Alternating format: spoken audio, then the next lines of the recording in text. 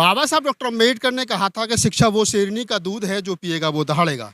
इस कोटेशन को लेकर के देश भर में तमाम वो अम्बेडकरवादी लोगों को शिक्षित करने का, बच्चों को शिक्षित करने के लिए तमाम संगठन और तमाम तरह के प्रयोग जो है वो कर रहे हैं। मेरे साथ आर एस प्रवीण है। पूर्व में शिक्षा के क्षेत्र में बहुत बड़ा काम उनका रहा है, फिर राजनीति के क्षेत्र में, चाहे बहुजन समाज पार्टी हो, चाहे अन्य राजनीतिक दल हो, चाहे विधानसभा चुनाव हो, चाहे लोकसभा चुनाव हो, राजनीतिक रूप में भी स्थापित करने की कोशिश की अपने आप को। और वैसे उन्होंने सामाजिक कार्यकर्ता के रूप में शिक्षा के क्षेत्र में जितना तेलंगाना में काम किया वो काबिल तारीफ है। आज दिल्ली में है आर एस प्रवीण साहब, पूर्व में IPS रहे हैं और अब वो दिल्ली में शिक्षा के लिए वही काम करना चाहते हैं जो वो पूर्व में तेलंगाना में करके आए हैं। सर, कैसे उत्तर भारत में कैसे लोगों को आप अपने साथ जोड़ पाओगे? पहला सवाल यही बनता है। उत्तर भारत में शिक्षा का क्रांति को शुरू करना चाहिए। उत्तर भारत में लोग शिक्षित है लेकिन ज़रूरत से ज़्यादा शिक्षित नहीं है। तो इसीलिए ये कोई भी राजनीतिक दल खास करके शोषित समाज और ये गरीबी समाज जो है उसका शिक्षा के बारे में ज़्यादा जोर नहीं दिए। खास करके सरकारी पाठशालाओं में, छात्रावासों में शिक्षा के बारे में कोई भी ज़्यादा जोर नहीं देता। इसीलिए स्वेरोस नेटवर्क के जरिए हम शिक्षा के ऊपर ज़्यादा जोर देना चाहते हैं। जितने भी अपने समाज से, ये गरीब समाज से जो कामयाब बन गए, वो कामयाबियों को, वो कामयाब जो लोगों को समाज के सामने खड़ा करके वो लोगों का अनुभव शेयर करा के परिवर्तन पाठशाला लगा के लोगों के अंदर एक शिक्षा का क्रांति हम उद्घाटन करना चाहते हैं। आप कह रहे हैं कि हम जो लोग कामयाब हो गए शिक्षा के क्षेत्र में उनका लेक्चर करा के लोगों को, बच्चों को, आने वाली पीढ़ियों को तैयार करेंगे। जिस प्रकार से बच्चों में उदासीनता है, चाहे नीट का मामला हो, हाल ही में नौकरी नहीं है, M.Tech B.Tech करने के बाद में लोग बेरोजगार घूम रहे हैं, तो कहते हैं पढ़ाई करने के बाद करेंगे क्या? तो आपको लगता है बच्चों में आप रुचि पैदा कर पाओगे? बहुत बढ़िया सवाल है, बहुत बहुत धन्यवाद है सवाल पूछने का। देखिए, ये समाज में सबसे बड़ा प्रॉब्लम क्या है कि इन्फॉर्मेशन का, समाचार नहीं है। इन्फॉर्मेशन कहाँ जॉब मिलती है, कहाँ कौन सी जॉब मिलती है, कौन से कोर्स पढ़े तो कौन से जॉब मिलेगा, क्या हो रहा है, कौन सा एजेंसी क्या कर रहे हैं, उसके बारे में ज़्यादा जानकारी नहीं है। वो जानकारी देने का योजना स्वेरोस नेटवर्क के पास है। जो उदासीनता आप जो बोल रहे हैं, उदासीनता बहुत डेंजरस है। उदासीनता, निराशावाद बहुत डेंजरस है। आशावादी रहना चाहिए और स्वेरोस नेटवर्क सिर्फ आशावादी बन के रहना चाहती है। NEP 2020 न्यू शिक्षा पॉलिसी, जो एजुकेशन पॉलिसी है, उसको लेकर के देश भर में बड़ा हंगामा हुआ कि लोगों को बेकार करने की कोशिश की जा रही है, शिक्षा को खराब कर दिया गया न्यू एजुकेशन पॉलिसी के तहत। आप क्या कहोगे इस विषय पर? न्यू एजुकेशन पॉलिसी देखने में तो बहुत सुंदर लगती है लेकिन उसके वो एजुकेशन पॉलिसी को लागू करने में बहुत बहुत प्रॉब्लम्स है। और वो अभी तक ये जो पार्टी अभी पावर में है वो अभी तक उसका राज्यों में न्यू एजुकेशन पॉलिसी इम्प्लीमेंट नहीं कर सकी। तो सबसे पहले आपका नीयत साफ होना चाहिए, गरीब लोगों के ऊपर प्यार होना चाहिए। गरीब लोग अपना जंजीरों को तोड़ के ऊपर जाना करके वो पहले वो इंटेंशन, वो इरादा पक्का होना चाहिए। वो इरादा गवर्नमेंट के पास नहीं है। वो सिर्फ प्राइवेट यूनिवर्सिटीज़ को बढ़ाना है, गरीब लोगों को प्राइवेट यूनिवर्सिटी में एडमिशन नहीं देने का है और गवर्नमेंट यूनिवर्सिटीज़ में स्कॉलरशिप नहीं देने का है।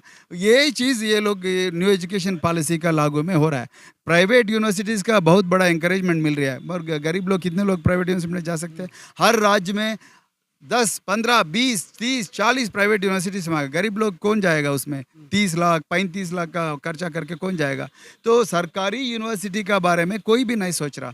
तो हम स्वेरोस नेटवर्क का मांग है सरकारी एजुकेशन पे बहुत ज़्यादा जोर देना चाहिए। सरकारी का छात्रावास जो है उसमें बहुत सारे फैसिलिटीज़ देना चाहिए और सरकारी स्कूलों में भी इंग्लिश मीडियम आना चाहिए और सरकारी स्कूल्स में जो बच्चे पढ़ते हैं वो लोगों को विदेश भी भेजना चाहिए। आजकल विदेश को कोई गवर्नमेंट का योजना गरीब बच्चों को विदेश भेजने के लिए कोई नहीं है और यूनिवर्सिटीज़ में जो पढ़ रहे हैं उसको स्कॉलरशिप नहीं दे रहे, फेलोशिप नहीं दे रहे और फेलोशिप का एग्ज़ाम भी लीक हो रहे। तो गरीब बच्चों का अन्याय कौन पूछेगा?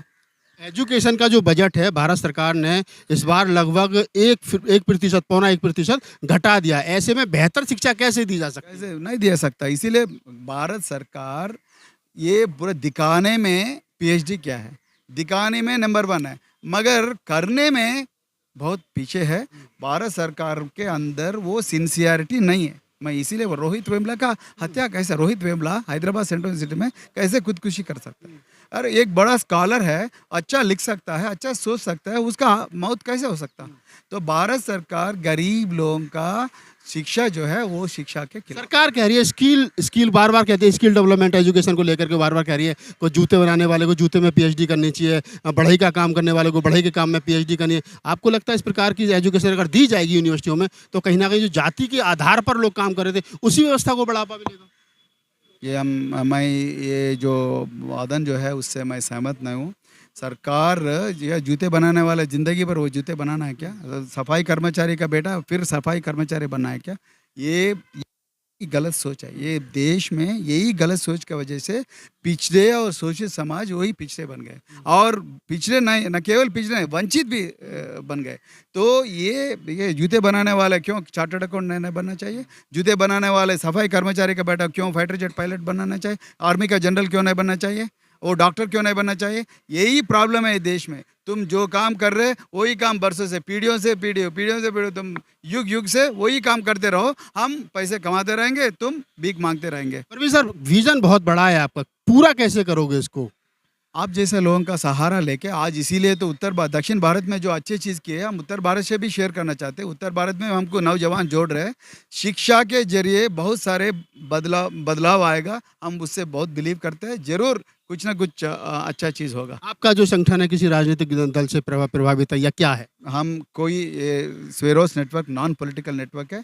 सिर्फ महापुरुषों का विचारधारा, वो भी शिक्षा के वजह से अपना शिक्षा के रूप में ही अपना समाज के बदलेगा करके वो चीज़ को, वो विचार को हम पूरा बिलीव करते हैं। कोई राजनीतिक संगठन से हमारा कोई लेना देना। शिक्षा के अलावा और किन क्षेत्रों में काम कर रहे हैं आप? शिक्षा, स्वास्थ्य, स्वावलंबन यानी कि सेल्फ सफिशिएंसी, यही तीनों चीज़ों में हम ज़्यादा जोर देते हैं। शिक्षा इंक्लूड करते हैं स्पोर्ट्स और गेम्स और जो बहुत सारे चीज़। उत्तर भारत के लिए क्या रोड मैप तैयार किया है? उत्तर भारत के लिए ऑलरेडी उत्तर भारत में आ गए, और जून 30 तारीख को हम सिविल लाइन में शाह ऑडिटोरियम में पहला नेशनल सेमिनार है। उसमें कई लोग कामयाब लोग हैं, IAS, IPS और जितने भी सेंट्रल सर्विसेज ऑफिसर्स हैं, कई लोग अपना अनुभव गरीब बच्चों से शेयर करने के लिए आ रहे हैं। हम परिवर्तन पाठशाला गाँव में चलाएंगे। वो परिवर्तन पाठशाला में गाँव में नौजवान जो है, वो नौजवानों को हम कोच करके वो को देख के शिक्षक बनने का है। एक सवाल ले लेते हैं आखिर में आपसे। सवाल ये है कि आपके पास फंड कहाँ से आएगा? जो आपने सपना देखा है